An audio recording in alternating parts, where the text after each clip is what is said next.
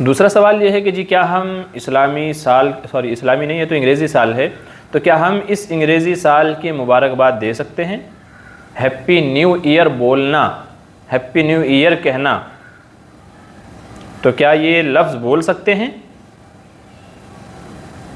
جواب یہ ہے کہ علماء نے یہ لفظ کہنے سے بھی منع فرمایا ہے۔ ہیپی نیو ایئر کہنا،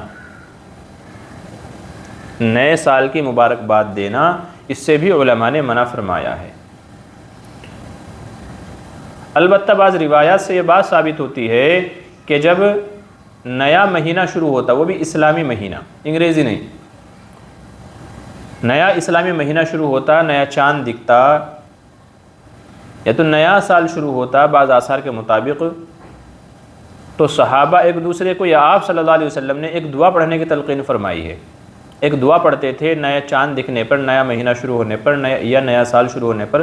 اس دعا کا ترجمہ اور مطلب یہ ہے کہ یا اللہ، یہ جو چاند دکھ رہا ہے نئے مہینے کا یا نئے سال کا، اسے ایمان والا اور امن والا بنا دے ہمارے لیے، اور سلامتی والا بنا دے ہمارے لیے، اور اپنی رحمت کے فیصلے نازل فرما، اور شیطان کے وسوسوں سے ہماری حفاظت فرما۔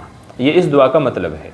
تو علماء فرماتے ہیں کہ جب نیا اسلامی مہینہ شروع ہوتا تو چاند دیکھنے کے موقع پر اس وقت یا نئے اسلامی سال کے موقع پر اتنا تو ثبوت ملتا ہے کہ یہ دعا پڑھا کرتے تھے صحابہ، یا حضور صلی اللہ علیہ وسلم نے اس دعا کی تلقین فرمائی ہے کہ بھئی نیا جب چاند دیکھیں، نیا مہینہ شروع ہو تو یہ دعا پڑھ لیا کریں۔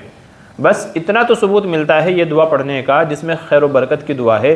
باقی اس کے علاوہ کسی مبارکبادی کا، کانگریس کا کوئی ثبوت نہیں ہے۔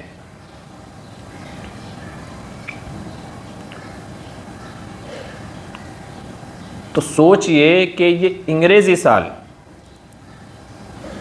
انگریزی سال تو اس کے ختم ہونے یا شروع ہونے کے موقع پر مبارکبادی کیسے درست ہو سکتی ہے؟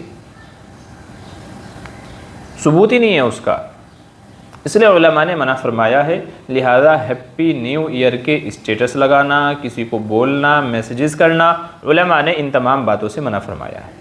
بسم اللہ الرحمن الرحیم